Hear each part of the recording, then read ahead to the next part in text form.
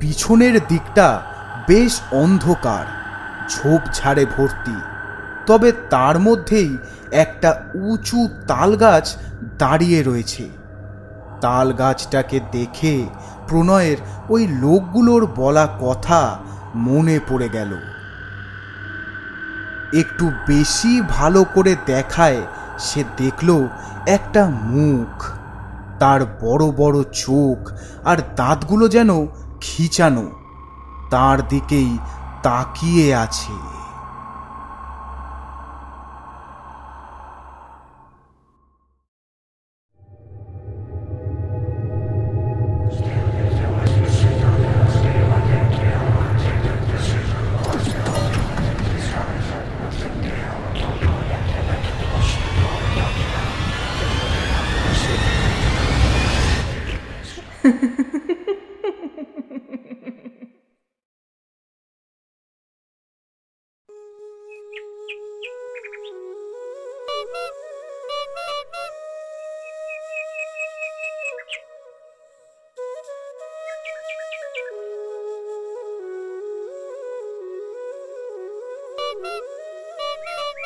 কাকা, মুন্সিগড় যাবে নাকি? না না, আমি এখন শিমুলপুরে যাচ্ছি। এই বলে গোপাল তার ভ্যান নিয়ে এগিয়ে গেল।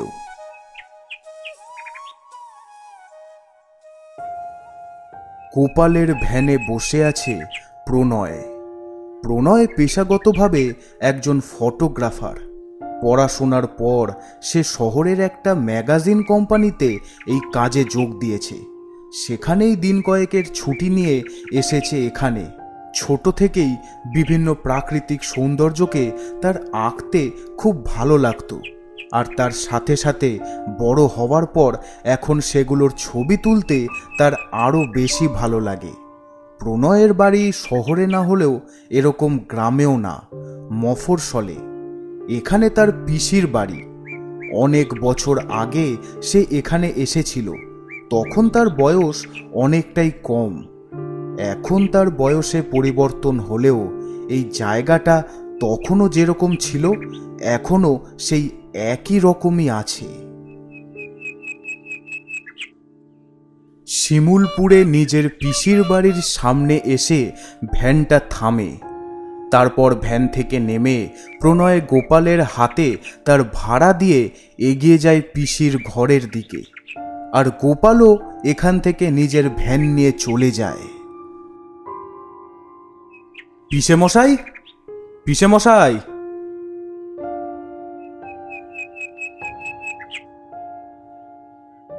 আরে দাদা, তুমি এসো এসো, ভেতরে এসো। বাবা, বাবা, দেখো কে এসেছে।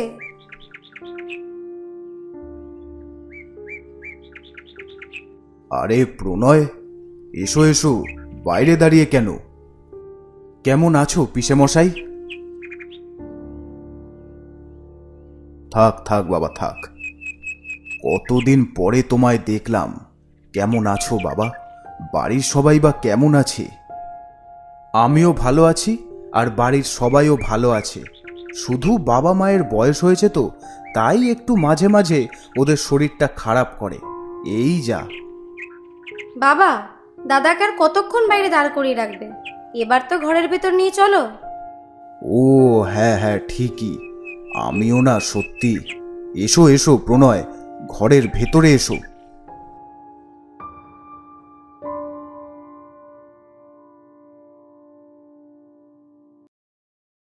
ঘরের ভেতর এসে প্রণয় চৌকির ওপরে বসল, আর এদিক ওদিক ভালোভাবে দেখতে লাগলো। তার এটা ভালোই মনে আছে যে এর আগে যখন সে এখানে এসেছিল তখনকার সময়ের এই ঘর আর এখনকার সময়ের এই ঘরের মধ্যে কোনো পার্থক্যই নেই, হুবহু একই রকম রয়ে গেছে। শুধু একটাই জিনিস বদলেছে, সেটা হলো দেওয়ালে তার পিসির একটা ছবি টানানো রয়েছে, আর তাতে একটা মালাও পরানো। প্রণয়ের পিসি মারা গেছেন আজ থেকে 5 বছর আগে। তারপর থেকে মেয়েকে পিসেমশাই একাই মানুষ করছেন। কিরে, তা তোর পড়াশোনা কেমন চলছে? ফাঁকিটাকি দিচ্ছিস না তো আবার?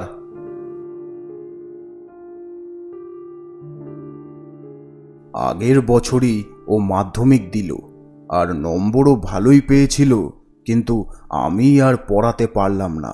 আসলে এখন আমার শরীরটা খুব একটা ভালো না থাকায় কাজও কিছু করতে পারি না। নিজেদের যতটুকু জমি ছিল বেশিরভাগটাই তোমার পিসি মারা যাওয়ার পর বেচে দিতে হয়েছে। এখন ওই 1.5 বিঘা মতন জমি আছে, ওটাই অন্যদের দিয়েছি চাষ করতে। ওখান থেকে যা আসে তাতেই আমাদের চলে যায়। এখন ওর একটা বিয়ে দিতে পারলেই বাঁচি। থাক, এখন ওসব কথা বাদ দাও। তুমি এতদিন পরে এলে, তোমাকে যে একটু ভালো মন্দ খেতে দেব তাও পারছি না। তোমার পিসি থাকলে এতক্ষণে কত কি করা শুরু করে দিত। বলো বলো তো প্রণয়, তুমি কি খাবে বলো, দেখি জোগাড় করতে পারি কি না। না না পিসে মশাই, একদম ওসব মনে করবে না। আমিও তো তোমার ছেলেরই মতন। তাহলে তোমরা দুপুরে যা খাবে আমিও তাই খাবো, তাতে কোনো সমস্যা নেই। আর মৌমিতার পড়ার জন্য যা লাগে আমি প্রতি মাসে অল্প অল্প করে পাঠাবো। তুমি ওকে পড়াশোনাটা করিয়ে যাও। এখনই এই বয়সে বিয়ে দেওয়ার কথা ভেবো না। যা মা, দাদার আনা মিষ্টি থেকে দাদাকে মিষ্টি আর আখের গুড়ের শরবত করে দে। এতটা পথ রোদের মধ্যে এলো তো, শরীরটা একটু ঠান্ডা হবে।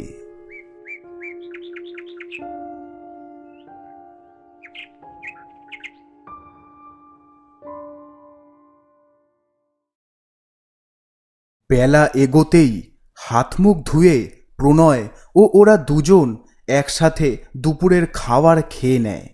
প্রণয়ও ডাল ভাত আর আলু ভাজা যেন খুবই তৃপ্তি করে খায়। বাড়িতে এই একই খাবার আগে অনেকবার খেলেও সে কেন জানে না এখানের স্বাদটাই যেন আলাদা। খেয়ে দে বাইরে একটু হাঁটতে বেরোলো প্রণয়। এই সময় প্রতিদিন সে তার কাজেই ব্যস্ত থাকে, তবে এখন একটু যেন মুক্ত হতে পেরেছে সে।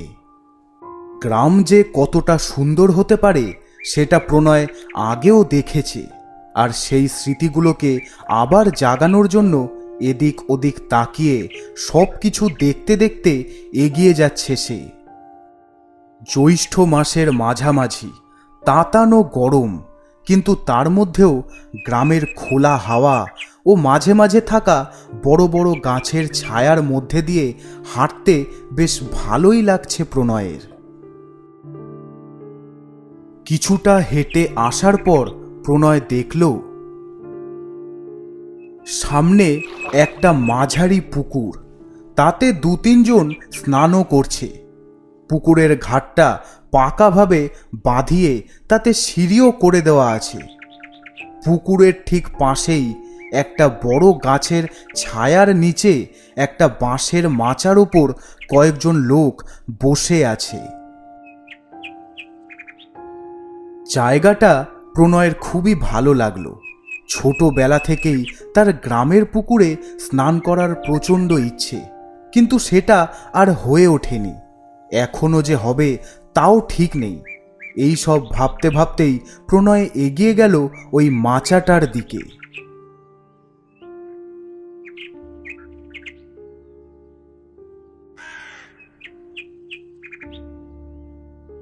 কে খোকা তুমি? তোমাকে তো ঠিক চিনলাম না। এখানে কি নতুন? আপনারা আমায় ঠিক চিনবেন কিনা জানি না, তবে আমি হলাম প্রণয় মণ্ডল। এই গ্রামে আমার পিসির বাড়ি। কবিতা হালদার আমার পিসি, আর সমীর হালদার আমার পিসে মশাই। আমি ওনাদের বাড়িতেই এসেছি। আরে, তুমি আমাদের কবিতা বৌদির সেই ভাইপো প্রণয়? বাবা, এতগুলো বছর পর তুমি আবার আমাদের এই গ্রামে এলে। সেই তুমি তখন অনেক ছোট ছিলে, আর আজ অনেকটাই বড় হয়ে গেছো, তাই আর চিনতে পারিনি।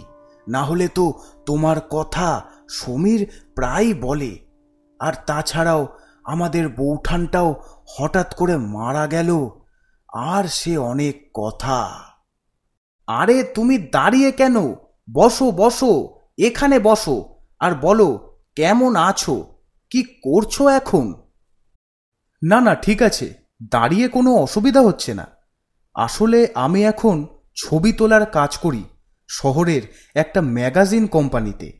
সেখান থেকেই কয়েকদিনের ছুটি নিয়ে এখানে এসেছি। এখন পিসিও তো আর নেই, তাই মনটাও একটু খারাপ লাগছে। পিসিকে খুবই মনে পড়ছে। পিসে মশাই আর বোন অবশ্য যত্নের কোনো ত্রুটি রাখছে না, তবুও। কি ওসব ম্যাগাজিন না কি যেন বললে? ওসব আমরা বুঝি না বাবা। তবে বৌদির চলে যাওয়াটা আমরাও মেনে নিতে পারিনি। এ সব কিছু ওই ওই অপয়া গাছটার জন্য। ওটাই আমাদের অত ভালো কবিতা বৌদিকে শেষ করে দিল, আর আমরা কিছুই করতে পারলাম না। অপয়া গাছ আমার পিসিকে শেষ করে দিল? মানে কোন গাছ আমার পিসিকে শেষ করে দিল? ওই যে ওই তাল গাছটা, ওটার জন্যই তো। আরে না না, ও সব কিছু না, তুমি ওর কথা ধরো না। তুমি এখানে বসো, এই ছাওয়ায় একটু বিশ্রাম নাও।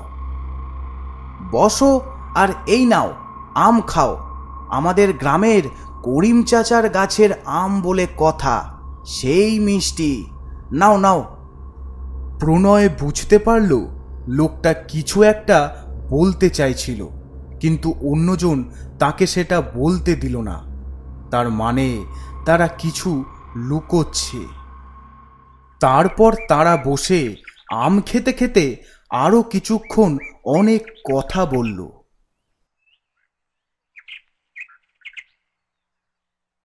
বিকেল হয়ে এসেছে। প্রণয় তার পিসির বাড়ি ফিরেছে। ঘরের ভেতর আসতেই তার পিসেমশাই তাকে বলল, এই তো প্রণয়, এসে গেছো। তা কোথায় গেছিলে বাবা? এতক্ষণ তোমার অপেক্ষাতেই ছিলাম। এই যে সামনে একটু এগোলেই যেই পুকুরটা আছে, ওর পাশেই ওই মাচাটায় কয়েকজনের সাথে বসে কথা বলছিলাম। আচ্ছা, তা ভালো। এই মৌমিতা, দাদার জন্য একটু চা করতো। পারলে আমাদেরটাও করে ফেল, এখনই খেয়ে তারপর বেরোবো। বলছি প্রণয়, আমি আর তোমার বোন একটু পাশের গায়ে যাব ডাক্তার দেখাতে। কয়েকদিন ধরেই পিঠের দিকটা খুবই ব্যথা। রাত হলে আরো বেশি ব্যথা করে, ঠিকঠাক ঘুমোতেও পারি না। আগেও ডাক্তার দেখিয়েছি, কমেও ছিল, কিন্তু দুদিন ধরে দেখি আবার ব্যথাটা হচ্ছে।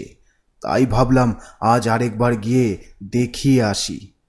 এই তো পাশের গায়েরই অমল ডাক্তার, হোমিওপ্যাথি। আমরা রাত হওয়ার আগেই চলে আসব। তোমার কোনো অসুবিধা হবে না তো বাবা? আরে না না, এসব কি বলছো? অসুবিধা কিসের? তোমরা ধীরে সুস্থে দেখে শুনে যাও, আর ডাক্তার দেখিয়ে তাড়াতাড়ি সাবধানে ফিরে এসো। আচ্ছা বলছি, আমিও কি তোমাদের সঙ্গে যাব? না না বাবা, তোমার আর যেতে হবে না। তুমি বরং ঘরেই থাকো। আমরা গিয়ে কাজ মিটিয়েই চলে আসব। ও তুমি চিন্তা করো না।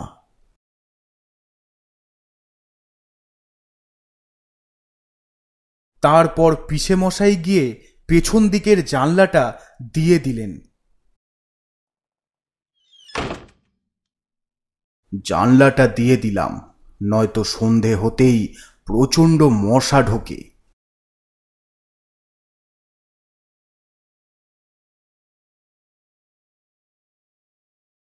আসছি প্রণয়। দাদা, আসছি। তুমি ঘরেই থেকো, আর অন্ধকার হয়ে গেলে ওই কোনায় লণ্ঠনটা রাখা আছে, ওটা জ্বালিয়ে নিও। এছাড়াও কোনো অসুবিধা হলে ওই সামনের বাড়ি কাকু আর কাকিমাকে ডেকো, ওরা চলে আসবে। ওরে, আমাকে নিয়ে আর চিন্তা করতে হবে না, তোরা সাবধানে যা, আর বেশি দেরি করিস না।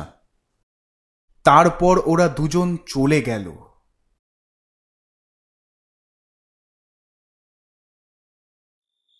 সন্ধে হয়ে গেছে বেশ কিছুক্ষণ আগে। পিসেমশাই ও মৌমিতা এখনো বাড়ি ফেরেনি। প্রণয় ঘরের ভেতর একা একা পায়চারি করছে। শিমুলপুর গ্রামের বেশিরভাগ জায়গাতেই এখনো কারেন্টের লাইন আসেনি।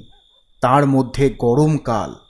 প্রণয়ের মনে পড়ছে তার বাড়িতে বিদ্যুৎ চলে গেলে তার যেরকম লাগে এখনো তার ঠিক সেরকমই লাগছে।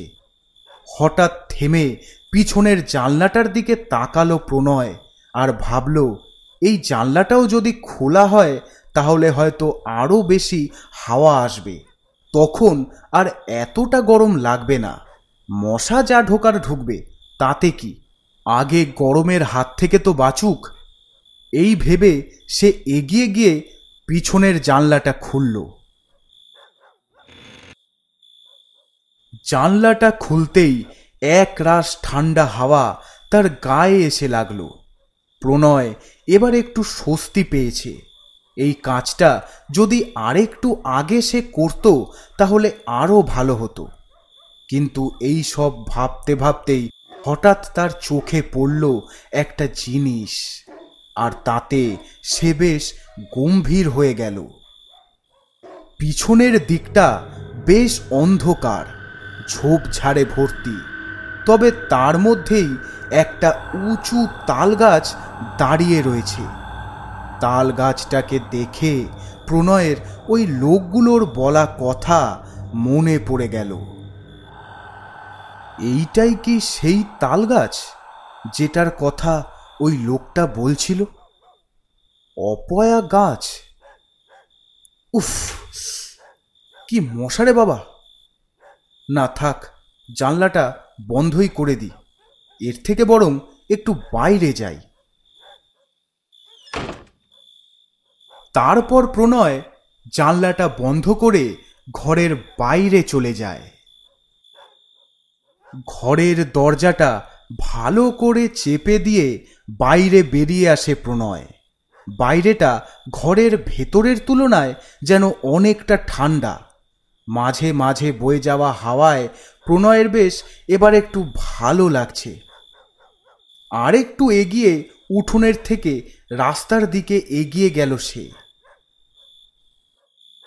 চাঁদের আলোয় বাইরে হালকা হালকা দেখা যাচ্ছে। সামনের বাড়িটার দাওয়ায় একজন লোক ও তার স্ত্রী আর তাদের বাচ্চা ছেলেটা বসে আছে। পাশে একটা লণ্ঠন জ্বলছে। লোকটা হাত পাখা দিয়ে হাওয়া করছে। কি খোকা, এখানে কেমন লাগছে? আমাদের এই গ্রামটা পছন্দ হয়েছে তো, নাকি বিদ্যুৎ নেই বলে এখনই বাড়ি ফিরে যেতে ইচ্ছা করছে? আরে না না, বিদ্যুৎ নেই তো কি হয়েছে, এত সুন্দর খোলা হাওয়া তো রয়েছে। আমাদের ওখানে তো আবার এমনটাও নেই। আপনাদের গ্রাম সত্যি খুবই সুন্দর। আমি তো এখানে আগেও দুবার এসেছি। মৌমিতাদি কোথায় গো? বাড়িতে আছে? তাহলে আমি একটু দিদির সাথে খেলতাম। এই না, এই অন্ধকারে আর খেলতে হবে না। আর তাছাড়াও দিদি এখন বাড়িতে নেই। সারা দিন শুধু খেলা আর খেলা। এটাই তো ওদের খেলাধুলা আনন্দ করার বয়স। আমাদের মতন বড় হলে তো সংসারের চিন্তা মাথায় এসে উঠবে। তার থেকে আপনি বরং ওকে একটু খেলাধুলাই করতে দিন। বাঁদিকে তাকিয়ে প্রণয় দেখল একটা ঝোপের কাছে বেশ অনেকগুলো জোনাকি পোকা উড়ছে। শহরে বা মফস্বলে তো এখন আর জোনাকি পোকা দেখাই যায় না, কিন্তু এই গ্রামে অনেক দিন পর তাদের দেখে বেশ ভালোই লাগলো প্রণয়ের। আচ্ছা, আপনি অপয়া তালগাছের ব্যাপারে কিছু জানেন? প্রণয়ের এই কথা শুনতেই তারা কেমন যেন গম্ভীর হয়ে গেল। তোমাকে এই কথা কে বলল? আমি একজনের কাছে শুনেছি। বলুন না, আপনি কি এই ব্যাপারে কিছু জানেন? ওই গাছটার জন্যই নাকি আমার পিসি মারা গেছে। আমি তোমায় অত কিছু তো বলতে পারবো না, তবে একটা কথা বলতে পারি যে ঝড় বৃষ্টি হলেই সাবধানে থাকতে হবে, তখন আর একা থাকা যাবে না। তখনই প্রণয়ের পিসেমশাই আর তার মেয়ে ফিরে আসে। সমীরদা, ডাক্তার দেখালে? কি বলল?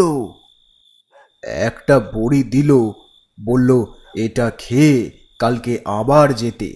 আসল ওষুধটাই নাকি শেষ হয়ে গেছে, ওটা কালকে দেবে।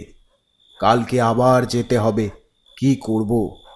আসছি গো, এখন গিয়ে একটু বিশ্রাম নি, শরীর আর চলছে না। তারপর তারা তিনজনেই ঘরের ভেতরে চলে গেল।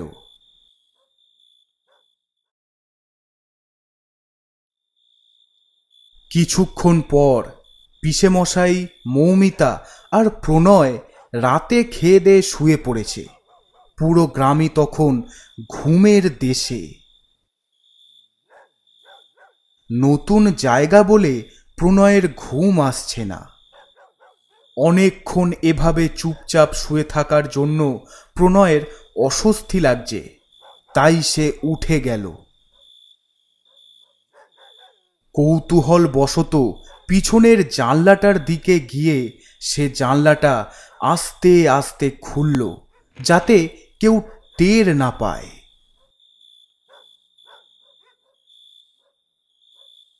পিছনটা একদম সেই সন্ধ্যের সময়ের মতোই একদম শান্ত, আর তারই মধ্যে দণ্ডায়মান হয়ে দাঁড়িয়ে রয়েছে সেই তাল গাছ। তখনই প্রণয় তার পকেট থেকে ফোনটা বের করে ওই তাল গাছটার একটা ছবি তুলল। তারপর ছবিটাকে ভালোভাবে দেখল। ফোনের মধ্যে ছবিটাকে একটু জুম করে ভালো করে তাল গাছটাকে দেখছে প্রণয়। একটু বেশি ভালো করে দেখায় সে দেখল একটা মুখ, তার বড় বড় চোখ আর দাঁতগুলো যেন খিঁচানো, তার দিকেই তাকিয়ে আছে। এটা দেখে প্রণয় ভয়ে চমকে ওঠে আর সাথে সাথে গাছটার দিকে তাকায়। কিন্তু অনেকক্ষণ ভালো করে তাকিয়েও সে সেই মুখটাকে দেখতে পায় না। প্রণয় একটু ভয় পেয়ে গেলেও সে কোনো রকম যুক্তিহীন বিষয়কে বিশ্বাস করে না। তার মনে হলো হয়তো এটাও হতে পারে যে কেউ গাছে উঠে তাকে ভয় দেখাচ্ছে। অন্ধকারে দেখতে পায়নি, কিন্তু ফোনে সেটা ধরা পড়েছে। তবে এই বিষয়টা নিয়ে আর মাথা ঘাটালো না।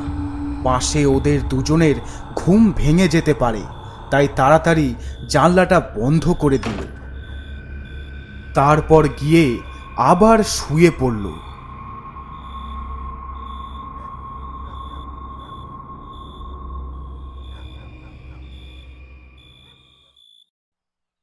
পরের দিন সকাল থেকেই আকাশটা বেশ গুম হয়ে রয়েছে।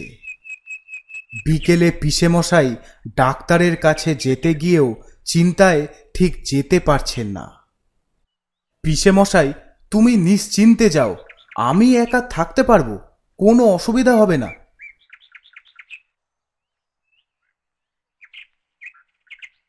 আসলে বৃষ্টি আসছে মনে হয়, এই অবস্থায় তোমাকে একা রেখে যেতে ঠিক মন চাইছে না। আরে বৃষ্টি হবে না, দেখছো না সেই সকাল থেকেই তো মেঘ করে রয়েছে, এখনো তো কিছুই হলো না, আর হবেও না।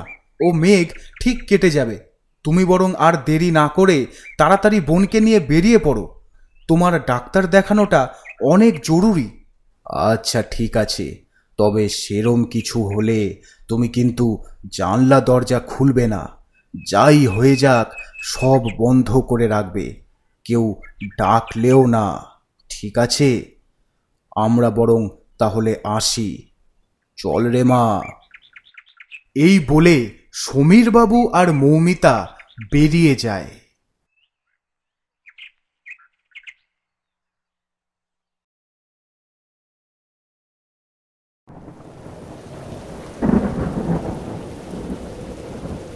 সন্ধ্যের পর থেকেই হঠাৎ মুষলধারে বৃষ্টি শুরু হলো, আর তার সাথে ঝোড়ো হাওয়া। প্রণয় ঘরের চৌকির ওপর চুপচাপ বসে আছে আর এদিক ওদিক দেখছে। তার পিসে মশাইয়ের বলা কথা আর গতকাল রাতের সামনের বাড়ির ওই লোকটার বলা কথা তার এখন মনে পড়ছে, যে বৃষ্টির সময়টা সাবধানে থাকতে। এই সময় যত ভয়। ঝোড়ো হাওয়ার দাপটে ঘরের জানলা দরজাগুলো কেঁপে কেঁপে উঠছে। প্রণয় মনে মনে ভাবছে তার পিসে মশাই আর তার বোনের কথা। এই ঝড় বৃষ্টিতে তারা কি করে বাড়ি ফিরবে? রাস্তাঘাটে কোথাও আটকে পড়বে না তো? তার ওপর আবার তাড়াহুড়োয় সাথে করে ছাতাটাও নিয়ে যায়নি। এই সব ভাবতে ভাবতেই ঠিক আধ ঘন্টা পর হঠাৎ দরজায় কে যেন জোরে জোরে বাড়ি দিল।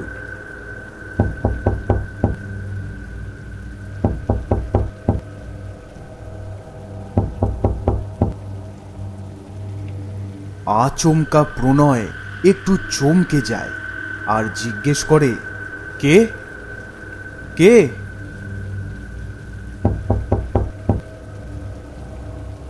কে দরজা ধাক্কায়?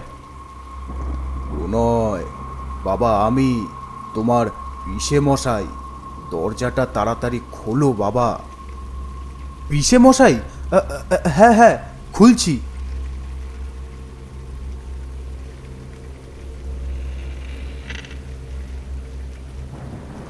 দরজা খুলেই প্রণয় দেখল বাইরে তার পিসে মশাই দাঁড়িয়ে আছে। বৃষ্টিতে তিনি অনেকটাই ভিজে গেছেন, তবে তিনি একা, তার সাথে মৌমিতা নেই।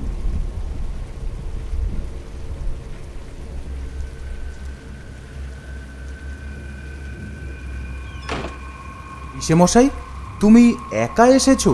বোন কোথায়? বোন? হ্যাঁ, আর তোমরা তো ডাক্তার দেখাতে গিয়েছিলে ওই পাশের গায়ে। বোনও তো তোমার সাথেই গেছিল। তা তুমি এসেছো, বোন আসেনি?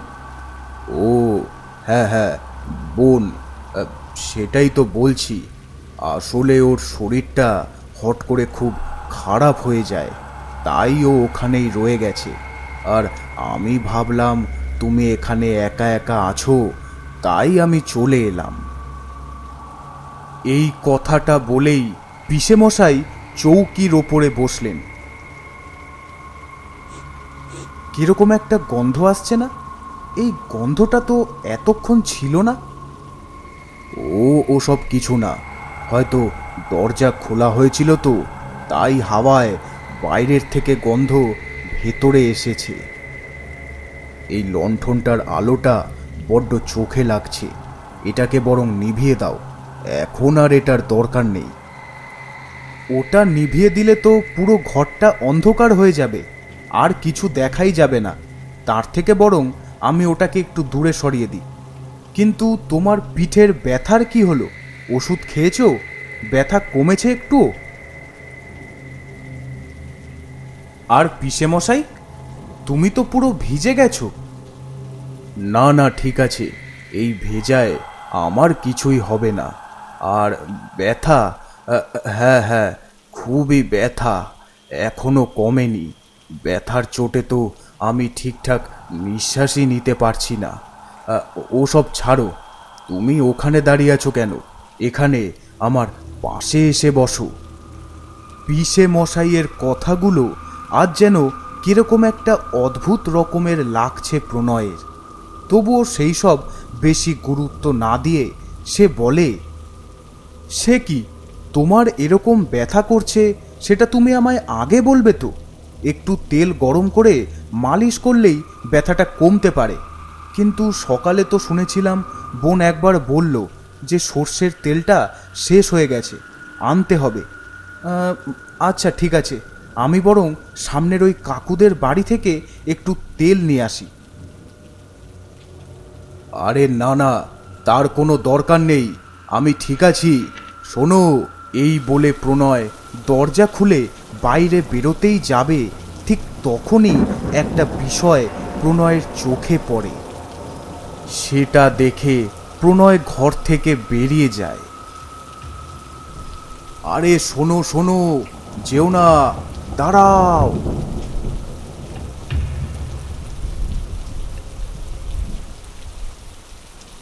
কিছুক্ষণ পর প্রণয় আর সামনের বাড়ির লোকটা ঘরের ভেতরে এলো, কিন্তু তারা এসে দেখল ঘরের ভেতরে কোথাও পিসেমশাই নেই। ঘর পুরো ফাঁকা, এমনকি রান্নাঘরেও না। পিসেমশাই, পিসেমশাই, এ কি, ঘর তো পুরো ফাঁকা, পিসেমশাই কোথায়? তুমি যখন আমায় গিয়ে কথাটা বললে তখনই আমি আন্দাজ করতে পেরেছি, তাই তো তোমার সাথে চলে এলাম। এখন দেখছি আমি যা ভেবেছি সেটাই ঠিক। যে এসেছিল সে তোমার পিসেমশাই নয়। তাহলে তাহলে সে কে? সবই তুমি জানতে পারবে, তবে এখন নয়। সমীরদা এলে তাকে সব আগে খুলে বলতে হবে। আজ রাতটা বরং তুমি আমাদের বাড়িতেই কাটিয়ে দাও।